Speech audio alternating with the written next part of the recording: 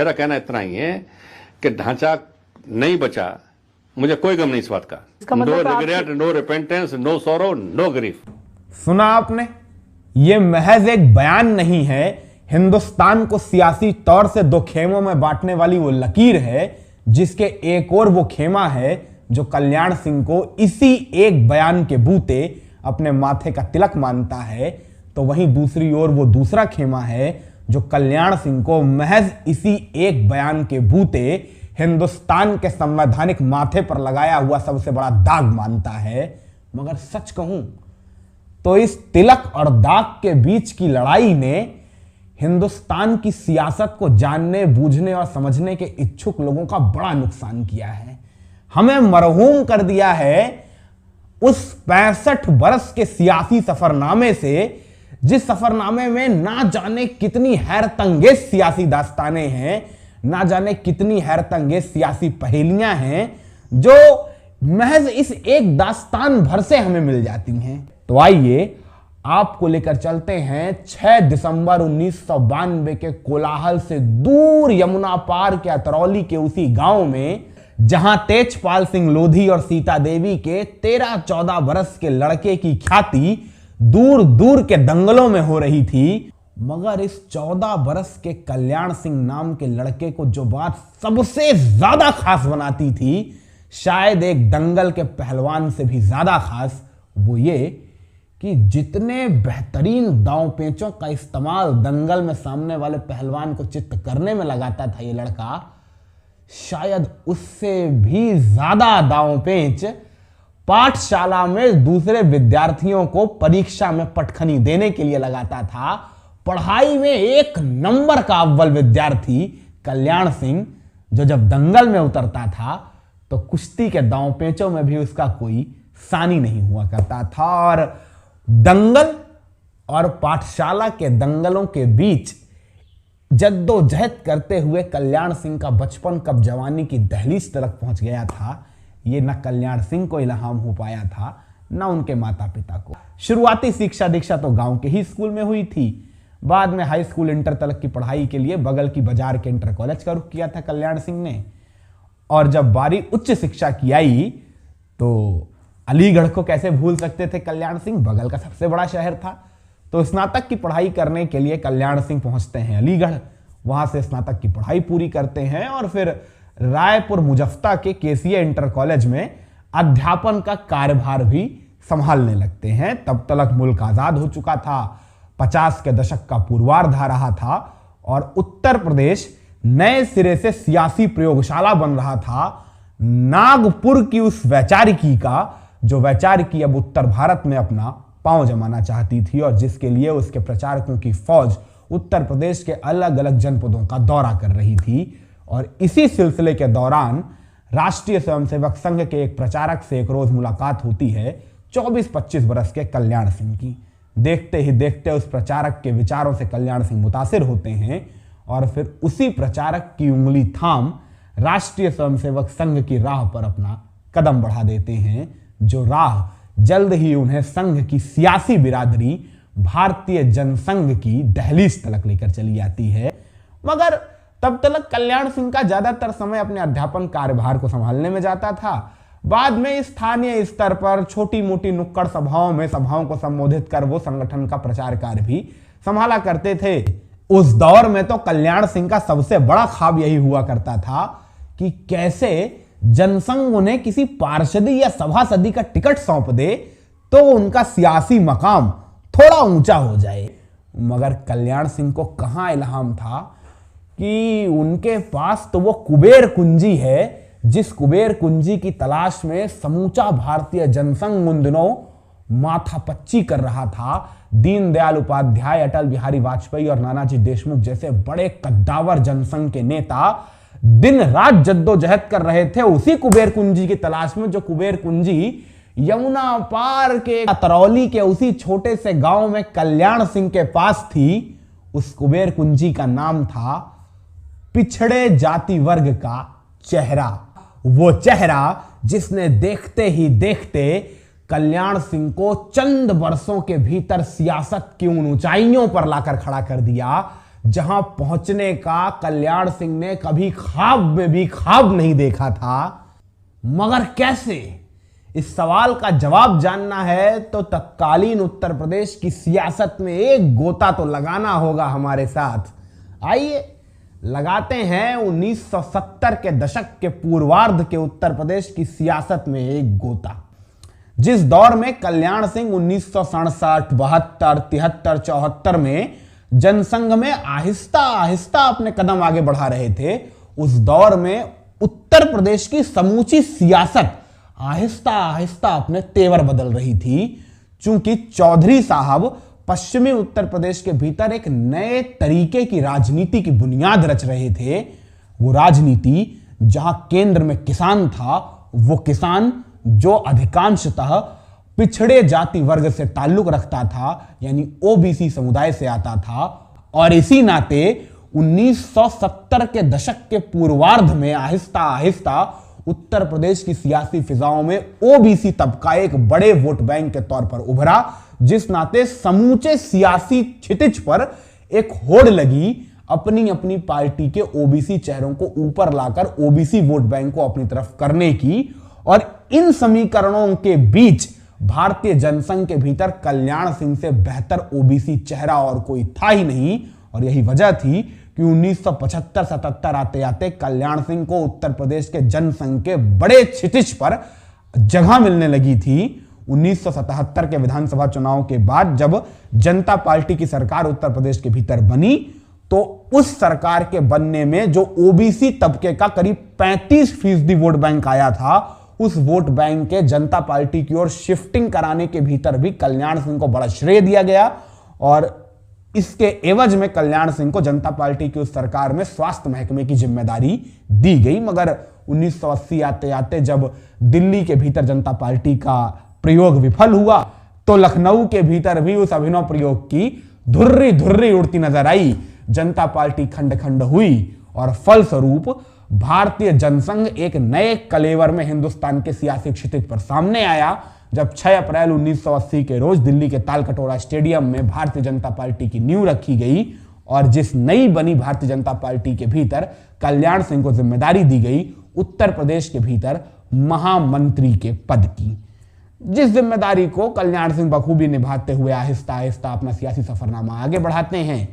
Calendar के पन्ने फड़फड़ाते हैं, कुछ वक्त गुजरता है और 1984 के शोक सभा के चुनावों के बाद जब भारतीय जनता पार्टी नए सिरे से दोबारा हिंदुत्व के रास्ते पर वापसी करती है, विश्व हिंदू परिषद की उंगली थाम अशोक सिंघल जैसे बड़े हिंदुत्ववादी चेहरों की सदारत में नए सिरे से राम नाम की धुन में आती है, तो उस राम नाम की धुन में राम नामी माला जपने वाले सबसे बड़े राम भक्त के तौर पर कल्याण सिंह 1986-87 आते आते उभरने लगते हैं।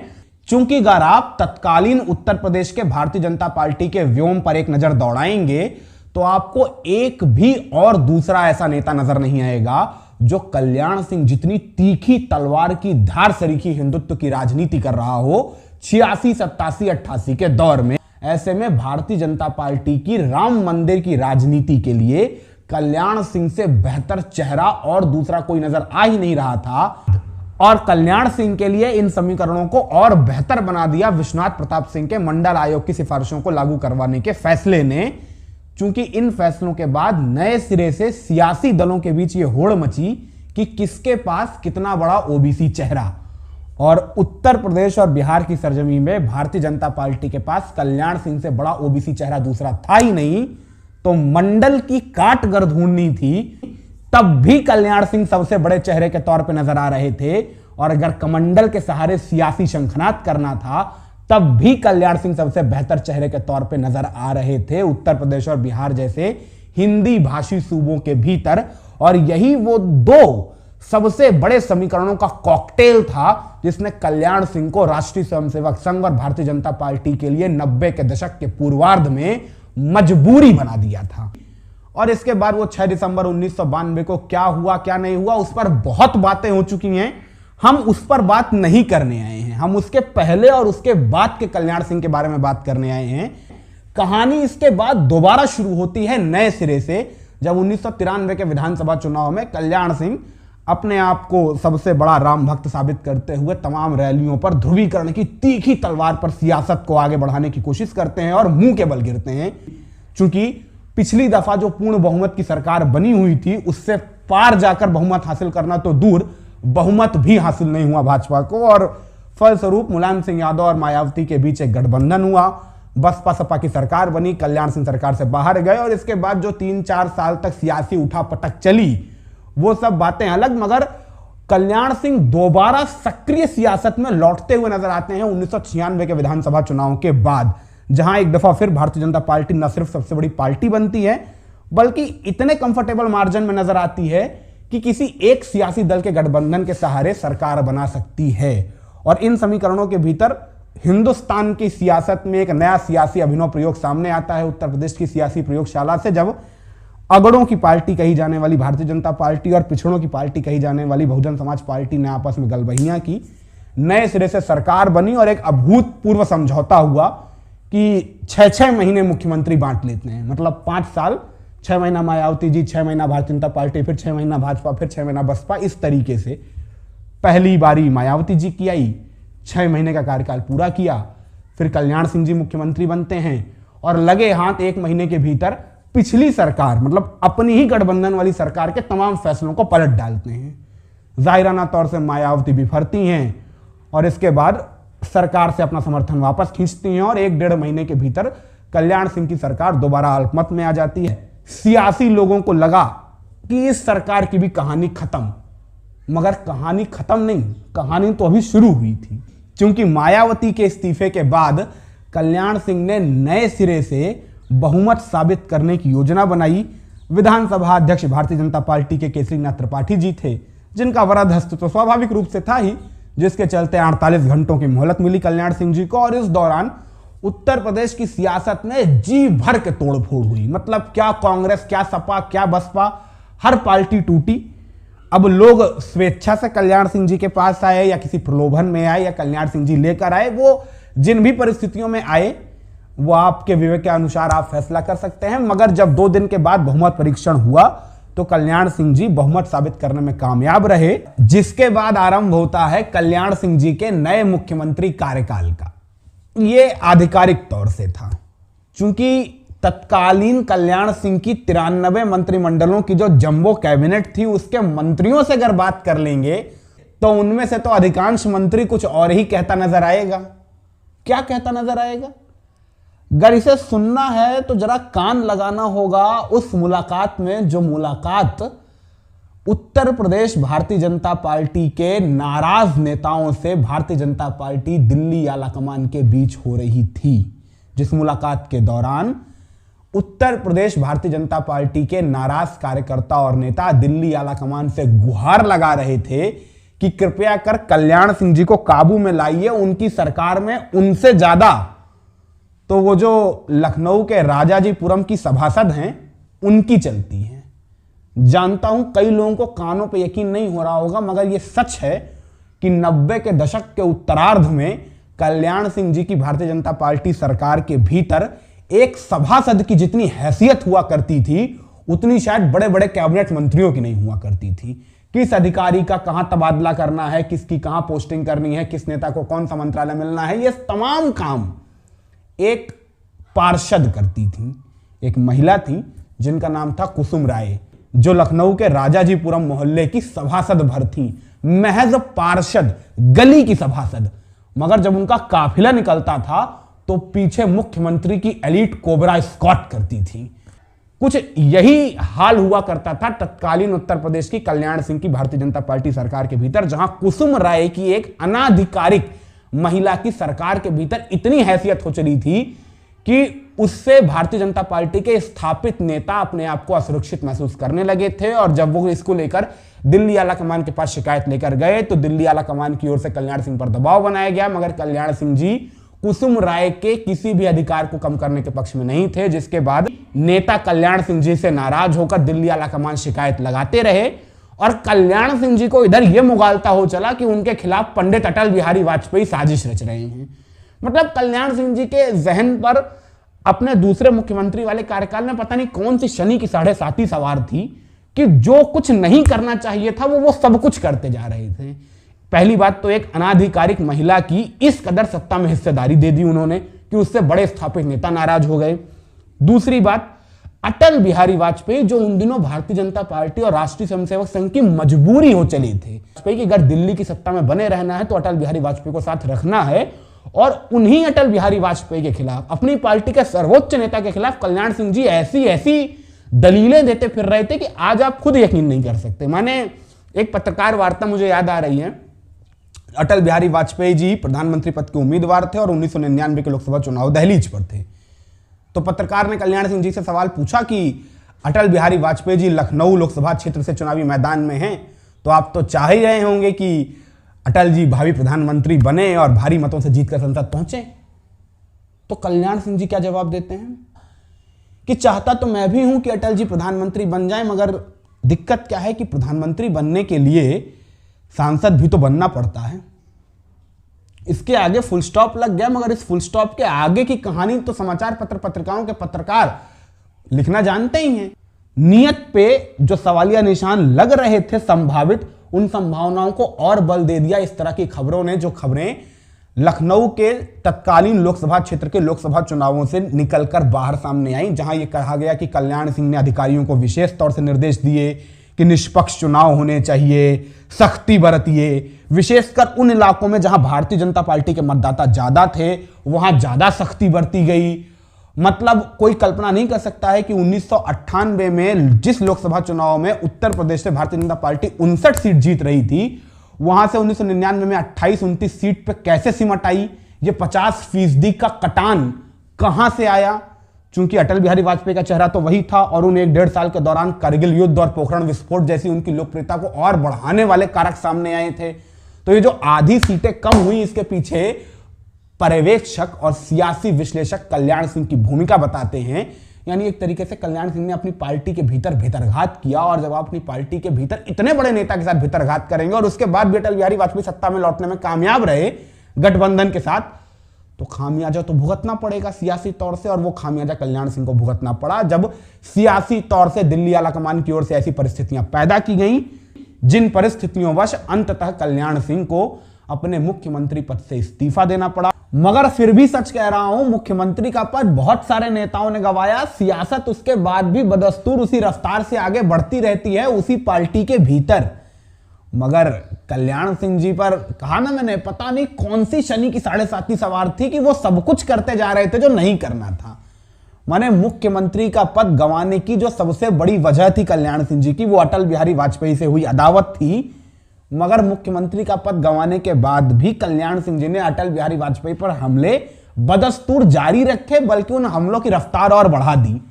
मतलब भारतीय जनता पार्टी के भीतर रहते हुए आप भारतीय जनता पार्टी के प्रधानमंत्री अटल बिहारी वाजपेयी को ब्राह्मणवादी मानसिकता से ग्रस्त, मेरे खिलाफ साजिश रचने वाला, ये तो महज छोटे छोटे लफ्ज हैं जो बयां किए जा सकते हैं। इस सीमा को पार कर भी ना जाने क्या क्या अटल बिहारी वाजपेयी के खिलाफ कल्याण सिंह जी लगातार बोलते रहे। तो जाहिराना बात है, जब आप किसी पार्टी के भीतर उसके सर्वोच्च नेता के खिलाफ इस कदर बयानबाजी करते रहेंगे तो आपका भविष्य अंधकारमय ही है। और उस अंधकारमय भविष्य पर अंतिम मुहर लालकृष्ण आडवाणी की ओर से लगा दी गई, जब कल्याण सिंह जी को भारतीय जनता पार्टी की ओर से कारण बताओ नोटिस जारी किया गया, और फिर उसके बाद कुशाभाऊ ठाकरे की ओर से कल्याण सिंह जी को भारतीय जनता पार्टी से 6 बरस के लिए निष्कासित कर दिया गया। फिर भी कल्याण सिंह जी की सियासत बच सकती थी, मगर कल्याण सिंह जी के अंदर जॉर्ज फर्नांडिस कहा करते थे कि धैर्य नहीं था। सियासत में टिकने के लिए धैर्य बहुत जरूरी होता है, जो कल्याण सिंह जी के पास था नहीं। बहुत जल्दी जल्दी अधीर होकर फैसले ले रहे थे। माने मुख्यमंत्री का पद गंवाया, फिर भी अटल बिहारी वाजपेयी पर हमला जारी रखा, फिर कारण बताओ नोटिस आया, फिर भी नहीं थमे, पार्टी से निकाल दिया गया, फिर भी नहीं थमे, और इसके बाद तत्काल 2-3 महीने के अंदर अपनी नई पार्टी बना दी। अच्छा, नई पार्टी बनाने के बाद भी उसमें भी कुसुम राय को लेकर चले गई। भारतीय जनता पार्टी के जो उनके वफादार कुछ नेता थे, जो व्यक्तिगत रूप से आस्था रखते थे कल्याण सिंह में अपनी पार्टी से ज्यादा, वो भारतीय जनता पार्टी का दामन छोड़ कल्याण सिंह की बनाई इस नई पार्टी के भीतर गए, तो उन्हें भी कुसुम राय से असुरक्षा महसूस होने लगी। और कुसुम राय से अपने संबंध को लगातार जारी रखते हुए कल्याण सिंह जी ने हर उस नेता को पार्टी से निकाल दिया जो बरसों से उनके साथ भरोसे का रिश्ता रखता था।